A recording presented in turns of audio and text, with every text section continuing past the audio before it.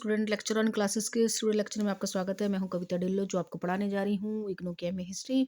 और MA history का second year का सेकंड सब्जेक्ट है एमएचआई 108 भारतीय उपमहाद्वीप के पर्यावरण इतिहास।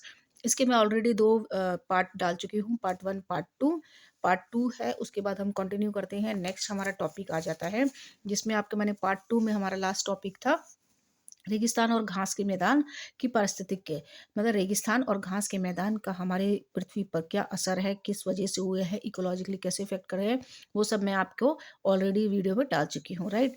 उसके बाद जो हमारा जो नेक्स्ट आता है, क्या उपनिवेश में वृक्षारोपण अर्थव्यवस्था के पारिस्थितिक तंत्र को प्रभावित किया, जांच कीजिए। ठीक है। तो मैं आपको बताना चाहूँगी स्टूडेंट कि आप लोग मेरे पास जो कमेंट कर रहे हैं, बार बार कमेंट कर रहे हैं कि इंपॉर्टेंट क्वेश्चन डाल दो, तो ये मैं आपको इम्पॉर्टेंट ही पढ़ा रही हूँ। सीक्वेंस वाइज ही आपका पेपर बनता है। जो जो मुझे सही लग रहा है, जितने भी MHI 103 के तो मैंने ऑलरेडी मैक्सिमम सारे टॉपिक डाल दिए हैं, राइट। उसके बाद MHI 108 का मैं आपको डाल रही हूँ, और MHI 109 जो आपका है भारतीय राष्ट्रीय आंदोलन, उसकी मैं पूरी कंप्लीट बुक एक्सप्लेन कर चुकी हूँ। ठीक है, उसको भी मैंने तीन पार्ट्स में बनाया है, राइट। बिल्कुल सिंपल लैंग्वेज में आंसर है। ओके स्टूडेंट, तो इसमें जो जितना भी इम्पोर्टेंट है और जो समझने लायक है, तो अभी मैं आपको रिटर्न्स में नोट नहीं दे पा रही हूँ। आप मेरे इस वीडियो लेक्चर को ध्यान से सुनिए, अपने दिमाग में बिठा लीजिए। बिल्कुल सिंपल लैंग्वेज में है, आप एग्जाम में आराम से लिख के आएंगे। 108 में आपके 70 से 80 नंबर आ जाएंगे, बट आपको लिखना पड़ेगा 5-5 पेज का आंसर, राइट। तो टाइम वेस्ट ना करते हुए स्टार्ट करते हैं कि सबसे इम्पॉर्टेंट टॉपिक है कि उपनिवेश में वृक्षारोपण अर्थव्यवस्था। सबसे पहले आता है उपनिवेश। उपनिवेश का मतलब होता है कि भारत में जब औपनिवेशिक काल चल रहा था, जब भारत में अंग्रेजों ने अपना पूरा व्यापार सब जगह कर लिया था, बम्बई, मद्रास, कलकत्ता, इन तीन जगह पे, बम्बई, मद्रास, कलकत्ता और आपका गोवा, बंगाल, सॉरी बंगाल भी है आपका।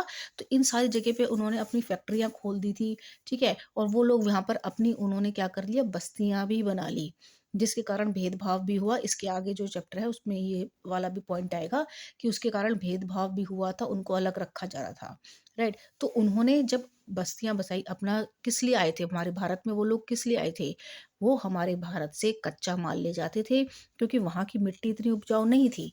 भारत की मिट्टी बहुत ज़्यादा उपजाऊ थी, राइट। तो भारत की मिट्टी उपजाऊ थी, तो यहाँ पर खेती भी अच्छी होती थी, पेड़ इतने ज़्यादा थे, सालवान के पेड़ थे। यहाँ पर से जो अपने देश में जो लकड़ियाँ ले जाते थे, जंगलों को काटते थे, यहाँ से सागौन, साल, देवदार, ये सारी लकड़ियाँ यहाँ से ले जाते थे, और वहाँ जाके पहले वहाँ अपने रेलवे का भी निर्माण करते थे, अपने जहाज़ों का भी निर्माण करते थे। यहाँ से भारत से सारे जंगल उन्होंने साफ करके लकड़ी का निर्यात किया, और जो यहाँ पर जो फसलें उगती थी और जो कपास उगता था, कपास को भी अपने देश में निर्यात किया। तो हम अपने देश को औद्योगिकरण कर दिया, और हमारे देश को बिल्कुल खाली करके विऔद्योगिकरण कर दिया, राइट। ध्यान से सुनिएगा, आपको पॉइंट्स अपने दिमाग में बिठाइए कि हमारे देश में क्या किया था, ठीक है। हमारे देश में इसमें एक आपका क्वेश्चन भी आता है, औपनिवेशिक काल के दौरान भूमि के कृषि के व्यवसाय के किसानों पर पड़े प्रभाव। ये सारे ही इसके जो 3-4 चैप्टर हैं इसमें, वो पूरा यही है। वो मैं आपको 3-4 चैप्टर पूरे एक ही कहानी में सुना देती हूँ। भू उपयोग में परिवर्तन, उसके बाद आ जाता है जो नेक्स्ट चैप्टर है, वो भी यही है, वनों की कटाई, राइट। वनों की कटाई और पुनः विना वन रोपण और वनीकरण, सॉरी, ठीक है। तो देखो, वन रोपण और वनीकरण ये भी आपका किस में आ गया, इस क्वेश्चन के अंदर आ गया, ठीक है। ये लिखा है ना, उपनिवेश में वृक्षारोपण अर्थव्यवस्था, ठीक है। तो वृक्षारोपण और वन रोपण क्या होता है, वो मैं आपको बता देती हूँ। जब उन्होंने क्या किया कि हमारे देश से सारे पेड़ जंगल सब काट दिए, तो जब काटने के बाद क्या हुआ कि वहाँ पर की जलवायु में परिवर्तन आया। उन्होंने इतनी सारी लकड़ियाँ काट दी थी 1920वीं सदी की शुरुआत में। उन्होंने अपने रेलवे के नेटवर्क बनाने के लिए, ठीक है, और रेलवे स्लीपरों के लिए भारी मात्रा में लकड़ी की आवश्यकता थी। तो उसके परिणाम स्वरूप, आई होप आपको विजिबल हो रहा होगा, उसके परिणाम स्वरूप जंगलों को बड़े पैमाने पर उन्होंने साफ कर दिया, राइट। तो उन्होंने जंगलों की इतनी ज़्यादा कटाई कर दी कि सारे जंगल खाली हो गए, राइट। उससे उन्होंने क्या किया कि अपने देश में सागौन, साल और देवदार और की जो लकड़ियाँ हैं वो ले जाते थे जहाज के निर्माण के लिए, तो ब्रिटेन को निर्यात की गई थी। तो उसके कारण क्या हुआ कि उसके कारण भारत में जंगलों का ह्रास हुआ और उसके कारण पारिस्थितिक तंत्र में क्या हुआ, बदलाव आया। ठीक है? बाढ़ आई, बारिश आई, भूस्खलन हुआ, जैसे कि अब हो रहा है। अब इतना नहीं हो रहा, उस समय और ज़्यादा हुआ होगा। इसलिए फिर वहाँ पर जो एक वैज्ञानिक थे, वानिकी, राइट? वैज्ञानिक वानिकी थे वहाँ पर, तो उन्होंने क्या किया कि उन्होंने देखा कि बिल्कुल जंगल खाली हो रहे हैं और जो लोग, जो समुदाय जंगलों के ऊपर डिपेंड थे, वो भी लकड़ियाँ ले जाते हैं और पशुचारण के लिए ले जाते हैं। तो उन्होंने 1864 में भारतीय वन विभाग की स्थापना की। ठीक है? उन्होंने 1864 में, वैज्ञानिक वानिकी ने भारतीय वन विभाग की स्थापना की और 1864 में भारतीय वन विभाग की स्थापना की और 1878 के भारतीय वन अधिनियम बनाया। ठीक है? तो 1878 में, याद रखिएगा, 1878 में एक भारतीय वन अधिनियम बनाया और वनों को आरक्षित वनों और संरक्षित वनों और ग्राम वनों में विभाजित कर दिया। राइट? तो आरक्षित वन क्या होते हैं? आरक्षित वन होते हैं कि जो बिल्कुल कड़े प्रतिबंध के साथ होते हैं, जहाँ पर जंगलों, मतलब वहाँ पर घुसना और अपने लिए पशु चारण करना, लकड़ी ले जाना, बिल्कुल पाबंदी लगा दी उन्होंने। ठीक है? उसको बोलते हैं आरक्षित वन। और दूसरा होता है अ, संरक्षित वन। संरक्षित वन होता है जिसमें कि उन्होंने अपने काम के लिए थोड़ी बहुत लकड़ी के लिए वहाँ पर आवाजाही रखी कि परमिशन से वहाँ पर वन में आ जाते हैं। ठीक है? और एक होता है ग्राम वन। ग्राम वनों में विभाजित कर दिए जहाँ पर थोड़े बहुत समुदाय रहते थे। वो भी किसके लिए रहते थे? वो भी उनके काम के लिए, अपने गुलामों के लिए उन्होंने वहाँ पर रखा था कि जिससे वो वहाँ की थोड़ी बहुत लकड़ी लेकर अपना काम करते थे और वो उन्हीं के सर्वेंट एज़ ए वर्क करते थे। तो किसने किया था? वैज्ञानिक वानिकी में। हम पूरे 3-4 चैप्टर में हम वैज्ञानिक वानिकी के बारे में पढ़ेंगे। वैज्ञानिक वानिकी था जिसने भारतीय वन अधिनियम बनाया। ठीक है? कौन था? वैज्ञानिक वानिकी थे जिन्होंने भारतीय वन अधिनियम को बनाया। ठीक है? और किसी ने नहीं बनाया। इसी को ही आगे जाके हमने भारतीय वन अधिनियम आगे भी हमारा आज तक चलता आ रहा है। राइट? तो वो थे हमारे वैज्ञानिक वानिकी। आई होप आपको यहाँ तक समझ आया होगा। अब जब लकड़ी इतनी काट दी तो वैज्ञानिक वानिकी ने कहा कि उसमें, उसके परिणाम स्वरूप, और वो जो वैज्ञानिक वानिकी थे, उन्होंने देखा कि लोग जो झूम खेती करते थे यहाँ पर, है ना? झूम खेती करते थे यानी कि वहाँ पर आधी जगह पर 6 महीने खेती करते थे और दूसरी जगह चढ़ाते थे। तो उससे भी क्या हो रहा था कि भूमि का डिसयूज़ हो रहा था। उनकी नज़र में भूमि का डिसयूज़ हो रहा था, तो उन्होंने क्या कर दिया, उनका भी आना बंद कर दिया, उनको सारे आरक्षित और संरक्षित वनों में बदल दिया। ठीक है? जिससे क्या हुआ कि खाद्य असुरक्षा होगी, भूमिहीनता होगी और सांस्कृतिक पहचान का नुकसान हुआ। और जो समुदाय थे, ठीक है, वो स्वदेशी समुदाय थे, उनको बागानों को स्थायी कृषि और मजदूरी करनी पड़ रही थी क्योंकि उनको वहाँ से, उनकी ज़मीन से हटा दिया गया था, बेदखल कर दिया गया था। राइट? तो ये थी कहानी। तो जिस कारण कि क्या हुआ कि वो विद्रोह शुरू हुए थे, संथाल विद्रोह और बिरसा मुंडा विद्रोह, जिसके कारण कि क्योंकि उनकी समुदायों को कुछ भी खाने पीने का नहीं था, सारे जंगल हटा दिए थे उन्होंने। तो बिरसा मुंडा विद्रोह जो होता वो इसी वजह से हुआ था। राइट? और उनसे कहा था, और फिर उसके बाद आ जाता है वृक्षारोपण। ठीक है? ये तो थी भारत में भू उपयोग के लिए औपनिवेशिक वानिकी। तो औपनिवेशिक वानिकी ने ये काम किए। उसके बाद जब उसने वन अधिनियम और वन संरक्षित वन और आरक्षित वन में वनों को डिवाइड कर दिया। किसमें? आरक्षित वन और संरक्षित वन में वनों को डिवाइड कर दिया। उसके बाद उसने कहा कि अब जो खाली भूमि है उस पे हम क्या करेंगे? हम उस पे करेंगे वन रोपण, पुनः वन रोपण। यही आपका क्वेश्चन में पूछा गया है, वन वृक्षारोपण। ठीक है? वन रोपण का मतलब होता है वृक्षों को लगाना, वृक्षों को लगाना। ठीक है? तो उन्होंने कहा कि हम जो है वृक्ष लगाएंगे। अब उन्होंने क्या किया कि वह वृक्ष जो लगाए, अब उन्होंने लकड़ियाँ चुराई थी, सागौन की, सालवान की। ठीक है? इतनी सारी उन्होंने लकड़ियाँ चुराई थी, किसकी? देवदार की, साल की और सागौन की।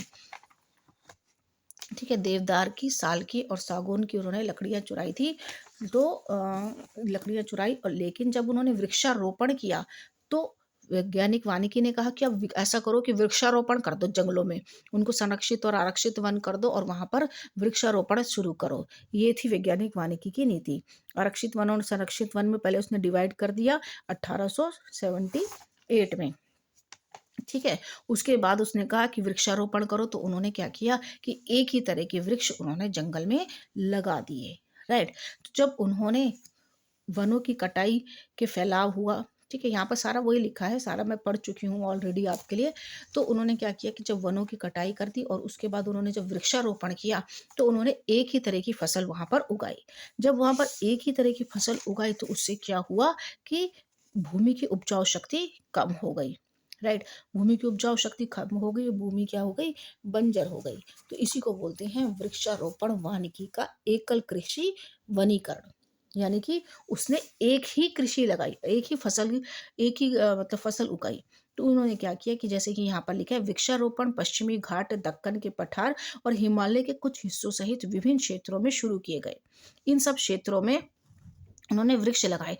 तो उससे क्या हुआ कि इस दृष्टिकोण के कारण गंभीर पारिस्थितिक परिणाम हुए और प्राकृतिक वन जिसमें विविध वनस्पतियां और जीव थे, ठीक है, उनकी जगह एकल कृषि वृक्षारोपण किया। एकल कृषि यानी कि एक ही तरह के पेड़ उगा दिए सब जगह, जहां पर कि अलग अलग तरह की वनस्पतियां थी।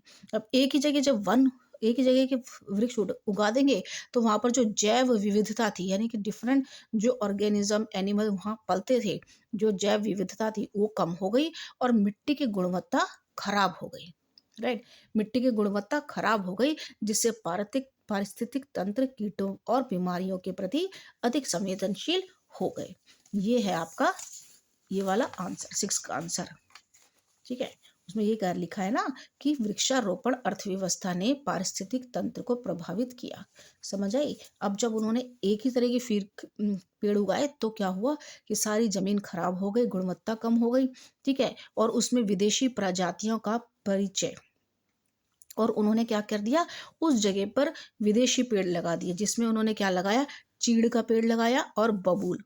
क्या लगाया, चीड़ और बबूल के पेड़ उन्होंने लगा दिए, और जिससे तेजी से वो, ताकि वो तेजी से बढ़ सकें। ठीक है, उनको तो पेड़ चाहिए था, उनको तो जलवायु को सुरक्षित करना था। उनको ये थोड़ी ना था कि इससे जो जीवन पल रहा है उससे क्या है, वो तो अपने बिजनेस के लिए आए थे यहाँ पर। ठीक है, तो उसके कारण लकड़ी में निरंतर आपूर्ति प्रदान की। तो पेड़ जो है जल्दी से, बबूल का और चीड़ के पेड़ जल्दी से बढ़ते हैं, जिसके कारण की तेजी से बढ़ी और लकड़ी को निरंतर आपूर्ति प्रदान की। लेकिन वे अक्सर स्थानीय पारिस्थितिक तंत्र के लिए अनुपयुक्त थी। अनुपयुक्त थी यानी कि जो पारिस्थितिक तंत्र था, जहां पर वो ऑर्गेनिज्म, जो जीव जंतु पलते थे, और जिसके कारण पूरा जो साइकिल है, बायोलॉजिकल साइकिल डिस्टर्ब हो गया। तो उससे क्या हुआ कि वहां पर जो यूकेलिप्टस थे, वहां पर ने बड़ी मात्रा में भूजल का उपयोग किया। यूकेलिप्टस के जो पेड़ थे, उन्होंने भूजल का यूज कर लिया, जिससे मिट्टी की कमी हो गई और आसपास के क्षेत्रों में कृषि प्रभावित हो गई, और आक्रामक प्रजातियों के आने से देशी वनस्पति का नुकसान हुआ और पारिस्थितिक असंतुलन हुआ। ठीक है, तो ये है आपका इसका आंसर। जो क्वेश्चन था पूरा मैंने आपको एक्सप्लेन कर दिया कि क्या क्या हुआ था।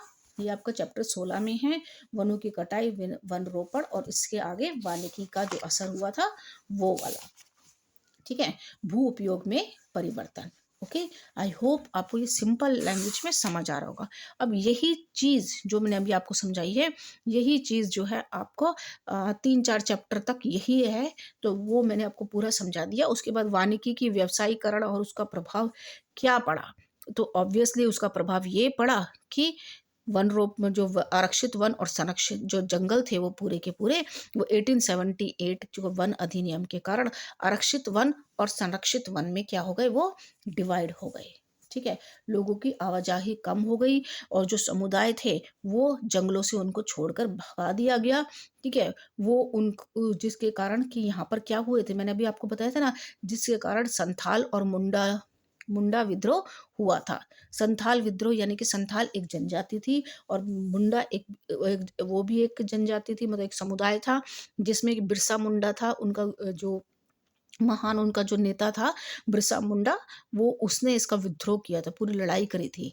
तो बिरसा मुंडा विद्रोह आपने आई होप मेरे ख्याल से फर्स्ट ईयर में भी पढ़ा होगा, जिसने कि जंगलों से उनको बखल क देख बेदखल कर दिया गया था। उनके ऊपर बहुत अत्याचार हुआ था, खाने के लिए कुछ नहीं था बिल्कुल। अब क्या करते, जब जंगल पे ही भरोसे पे थे और जंगल से उनको बाहर निकाल दिया, तो वो अपनी रोज़ी-रोटी कहाँ से करते, ठीक है? तो उस वजह से यहाँ पर ये जो वानिकी की जो व्यावसायीकरण की जो नीति थी, उसके कारण इन समुदायों के ऊपर बहुत असर हुआ, जिसके कारण आगे जाके उन्होंने क्या किया, विद्रोह किया, राइट? तो ये चीज़ आपको पूरा आंसर में लिखना है।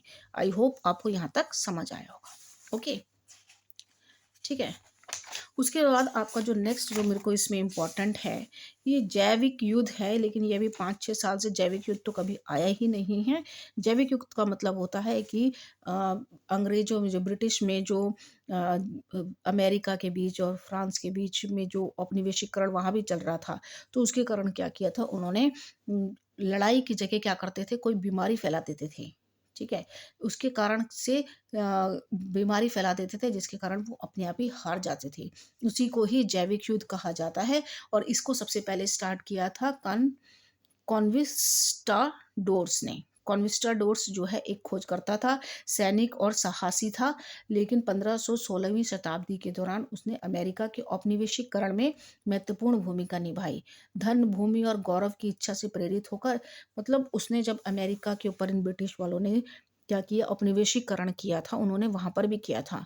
जिसके कारण जिसके कारण क्या हुआ था कि वहाँ पर की जो भूमि की हालत यहाँ थी, वैसे ही उन्होंने वहाँ पर भी करी थी, ठीक है? तो क्या हो रहा था कि अमेरिका के बीच और इनके बीच में क्या होता है, युद्ध चल रहे थे, ठीक है? युद्ध चल रहे थे, जिसके कारण उन्होंने क्या किया था कि जो अमेरिकी सैनिक थे, उनका मनोबल कम करने के लिए क्या कर दिया था कि वहाँ पर प्लेग से संक्रमित कंबल बेच दे दिए उनको, ठीक है? जिससे उनकी पूरी बीमारी वहाँ पर फैल गई है, ठीक है? उसके बाद किसी ने वहाँ पर यूक्रेन का हुआ था, शहर में हुआ था, तो वहाँ पर क्या किया था कि उनको जो है मतलब मरे हुए जो प्लेग से संक्रमित थे और जैसे क्या कहते हैं खसरा या चेचक से संक्रमित लोग, मरी हुई लाशें उनके बैरेट के बाहर फेंक दी। तो जिससे कि वहाँ पर पूरी जगह बीमारियाँ हो जाती हैं। ऐसे एक हम एग्ज़ाम्पल कहते हैं कि जो कोरोना आया था, कोरोना वायरस आया था, उसे बायोलॉजिकली बिल्ड किया गया था और फिर जाके सारे देशों में फैलाया गया था ताकि इकोनॉमी कम हो सके। ये ऐसा नहीं है कि अभी से चलते आ रहे हैं, ये तब से चलते आ रहे हैं। 14वीं शताब्दी से, ठीक है? जैसे 14वीं शताब्दी के दौरान मंगोलों ने फेंका शहर शहर के घेराबंदी करते हुए कथित तौर पर शहर की दीवारों के पार प्लेग के संक्रमित लाशें फेंक दी, जिससे यूरोप में ब्लैक डेथ डे के प्रसार में योगदान किया गया। तो ये मैंने कहा ना, प्लेग से संक्रमित लोगों की लाशें फेंक दी। तो इस तरीके को कहते हैं जैविक युद्ध कहा जाता है, ठीक है?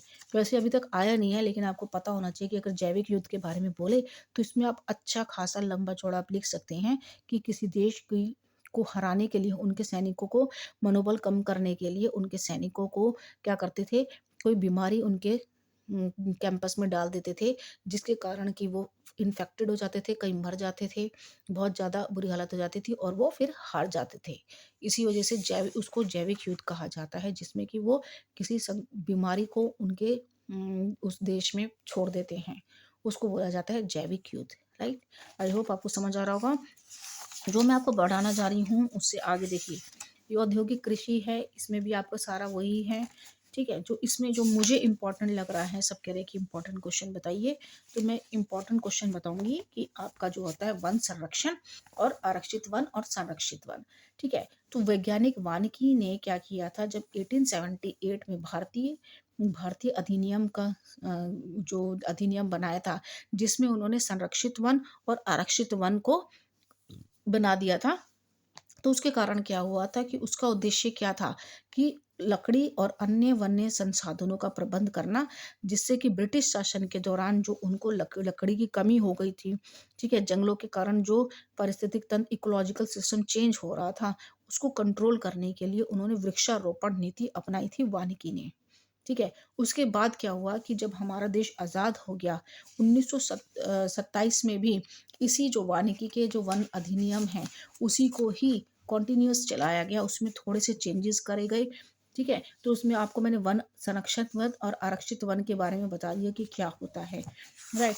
तो उन्होंने क्या किया कि जब उसी को वन 1980 का और 1927 के वन अधिनियम है, उनका भी उद्देश्य, उनका वन 1927 और 1980 का जो वन अधिनियम का उद्देश्य है, उनका भी उद्देश्य यही था कि वनों को बचाना, वनों के अंदर की प्रजाति को बचाना, ठीक है? तो वनों 1980 का जो वन अधिनियम उद्देश्य था, वो क्या था? 1980 का वन अधिनियम उद्देश्य था कि वनों की कटाई बचे हुए वनों की कटाई को रोकना और वन भूमि को गैर वानिकी उद्देश्य के लिए उपयोग करने के लिए रोकना।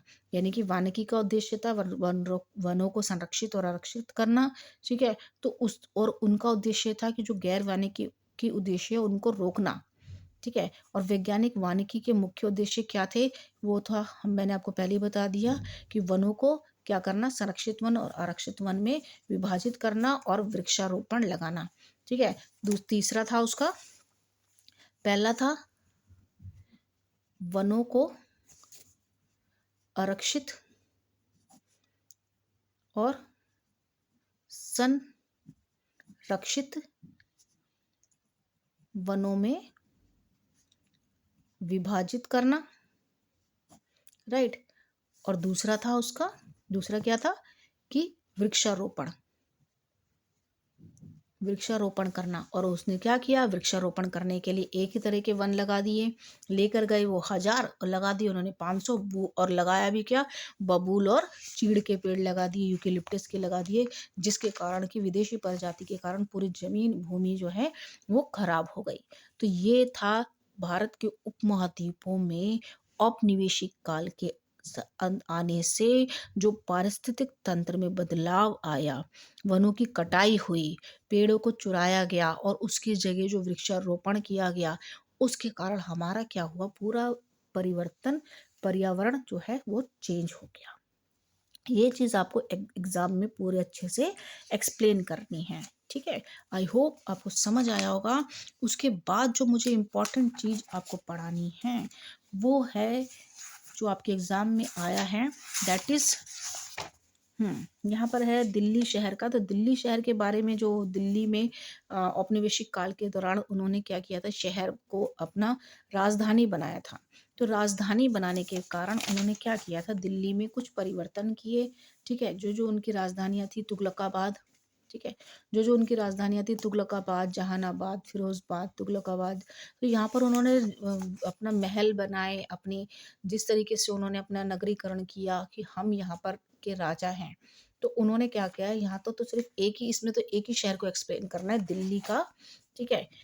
ठीक है, इसमें दिल्ली का आपके बारे में एक्सप्लेन करना है, ठीक है? मैं इसको आपको थोड़ा बहुत एक्सप्लेन कर देती हूँ, लेकिन जो मुझे अभी जो आपको बताना है वो बहुत इंपॉर्टेंट है। एक तो कलकत्ता, जो इसमें आपके क्वेश्चन पेपर में आ रखा है, Calcutta as a by Mumbai, उसमें क्या किया था कि जब ब्रिटेन ने भारत के ऊपर क्या किया, जब वो यहाँ पर वो करने आया, अपना औपनिवेशीकरण किया, उसने यहाँ पर फैक्ट्रियाँ खोली। तो उन्होंने क्या किया, पहले यहाँ पर कलकत्ता में, केरल में आया, फिर यहाँ पर उम, तमिलनाडु में, यहाँ पर मद्रास में अपनी उन्होंने फैक्ट्री खोली। तो यहाँ पर उन्होंने अपना महल बनाया। फिर जब उन्होंने कलकत्ता में खोला, तब वहाँ पर उन्होंने अपना महल बनाया। फिर जब यहाँ पर मुंबई में अपना वो फैक्ट्री खोली, तो यहाँ पर उन्होंने अपना महल बनाया।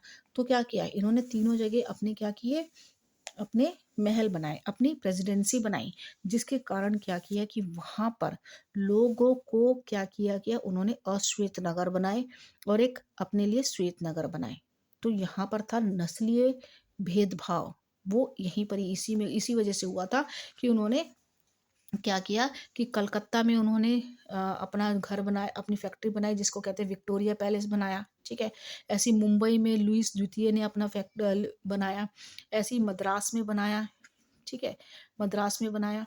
तो उसके कारण क्या हुआ कि जो उन्होंने अपने महल जो बनाए थे, अपने उन्होंने महल बनाए, और महल के बाहर में जो बस्तियां थी, उनकी हालत इतनी बुरी थी कि वहां पर बीमारियां फैलने लगी।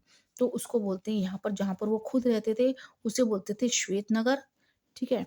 और जहाँ खुद भारतीय रहते थे, उनको बोलते थे अश्वेत नगर। इस तरीके से उन्होंने बनाए थे। तो उसके लिए ही उन्होंने जो यहाँ पर कलकत्ता का है, वो कलकत्ता और बम्बई के बारे में बताना है कि वहाँ पे नगर का क्या हाल था। ठीक है? मैं आपको इसका जो है रिटर्न में आंसर दे देती हूँ। ठीक है? इतना समझ लीजिए, जो मुझे अभी जो आपको इम्पोर्टेंट चीज़ पढ़ानी है, ये भी है, वही खारे पानी का था, झीलें थी, ये सब इसी में ही है। आप पढ़ाएँगे, इस चैप्टर में पढ़ेंगे तो आसान से समझ आएगा कि बम्बई में क्या था, कि बम्बई में बस्तियों का विकास 2 क्षेत्रों में विभाजित था। एक था आपका दक्षिण यूरोप क्षेत्र में, और एक था आपका स्थानीय और केंद्रीय व्यापारिक जिला था। किले की दीवारों के बाहर भारतीय क्षेत्र, जिसकी विशेषता थी कि मोहल्ले, मैंने कहा ना कि उन्होंने क्या किया, अपना बम्बई में क्या किया, जो लुईस द्वितीय था उसने अपना महल बनाया, ठीक है ना? चार्ल्स द्वितीय, उसने अपना महल बनाया, और उसके बाहर में क्या थी, किले के बाहर बस्तियां थी। और 1845 तक बॉम्बे की आबादी लगभग क्या थी, दुगना थी, इतनी सारी उसकी आबादी थी। तो वहाँ पर क्या था कि बम्बई के आवास में वहाँ पर पानी, पीने का साफ पानी नहीं था, ठीक है? जिसके कारण नगरियों को समस्याएं होती थी, जिसके कारण क्या करते थे कि निजी कुएं और टैंकों पर निर्भर रहते थे, जो शुष्क और मौसम के दौरान संघर्ष करना पड़ता था। तो 19वीं सदी के कोई केंद्रीय जल प्रणाली नहीं थी वहाँ पर। औपनिवेशिक काल के दौरान कोई केंद्रीय जल प्रणाली नहीं थी, तो बैलों और ऊंटों पर निर्भर रहना पड़ता था। इसी तरीके से 25 सितंबर 2025 में भाई मुंबई नगर में ने भारी बारिश के लिए रेड अलर्ट के कारण स्कूलों और कॉलेजों के लिए अवकाश घोषित कर दिए। तो बढ़ती हुई आबादी के कारण क्या हुआ कि जल संसाधनों का पर दबाव पड़ गया। तो सिविल इंजीनियरिंग कोनी बियर चेतावनी दी गई थी। तो वही सब इसमें है कि वहाँ पर बहुत ज़्यादा हालत उनकी खराब हो गई थी। और वहाँ पर क्या हुआ, जिसके कारण कि वहाँ पर क्या हुई, बीमारी फैली थी। ठीक है? अब जो इसमें कलकत्ता के बारे में पूछा गया है, कलकत्ता में क्या हुआ था कि कलकत्ता में वहाँ की जो मिट्टी थी वो दलदली थी, ठीक है? दलदली होने के कारण वहाँ पर पानी जो है वो चौबीसों घंटे रिस जाता था, कीचड़ रहता था, और जिसके कारण, और बम्बई में जो सॉरी कलकत्ता में जो है उनकी सैन्य क्या कहते हैं, छावनियाँ थी, सैन्य छावनियाँ थी, जिसके कारण क्या करते थे, वो सैन्य छावनी में मजदूर, जो भारतीय जो सैनिक थे उनको अलग से झुग्गी झोंपड़ी में रखा जाता था, और खुद अपने को किसमें रखते थे, वो अपने को बिल्कुल अपने अच्छे से मकान बना के जो उसमें रहते थे, जिसके कारण कि वहाँ पर सैन्य जो थे, उनको सैनिकों को बीमारी हो गई थी, लिखा है ना, छावनी में रहते थे, ठीक है? तो उसके कारण उनके बीमारी फैली है, जिसके कारण कि उन्होंने क्या किया, नस्लीय भेदभाव यहीं से आया था, जो अभी आगे को चैप्टर में भी है कि नस्लीय भेदभाव कैसे हुआ था, ठीक है? तो यहाँ तक इसमें लिखा गया है। उसके बाद जो है, हम्म नस्लीय भेदभाव और जैसलमेर के लिए तो मैंने आपके लिए रिटर्न में तैयार कर दिया है। उसके बाद जो है आपका जो नेक्स्ट है, दैट इज़ जो मुझे इम्पोर्टेंट लगता है, प्राचीन और मध्यकालीन के दौरान प्राकृतिक आपदाओं के ऊपर तो अलग से टॉपिक है कि उसके बाद आता है मानव वन जीवीय संघर्ष, ये बहुत इंपॉर्टेंट है। देखिए, औपनिवेशिक काल के दौरान वनों की कटाई, इसके बारे में मैंने आपको पूरा लेक्चर दे दिया है, ठीक है? नहर कॉलोनियाँ कैसी थी, नहर और कॉलोनियाँ कैसी थी, यह मुंबई और कलकत्ता के बारे में बनाना है। जलवायु परिवर्तन से क्या क्या होता है, और मानव वन जीवीय संघर्ष क्या होता है, ये तीनों चीज़ें मैं आपको इसके नेक्स्ट टॉपिक में पढ़ाती हूँ, ठीक है? अभी तक के लिए नमस्कार। मैं आगे जो आपका एक और पार्ट बनाती हूँ, जिसमें आपको मैं पूरा आंसर एक्सप्लेन कर दूंगी। आई होप आपको यहाँ तक का समझ आया होगा। अगर सपोज आपको कुछ इसमें समझ नहीं आता है, अब मुझे कमेंट में लिख दिए, मैं आपको दोबारा डिस्क्राइब कर दूंगी, ठीक है? मिलते हैं इसी वीडियो के अगले पार्ट पे, तब तक के लिए नमस्कार।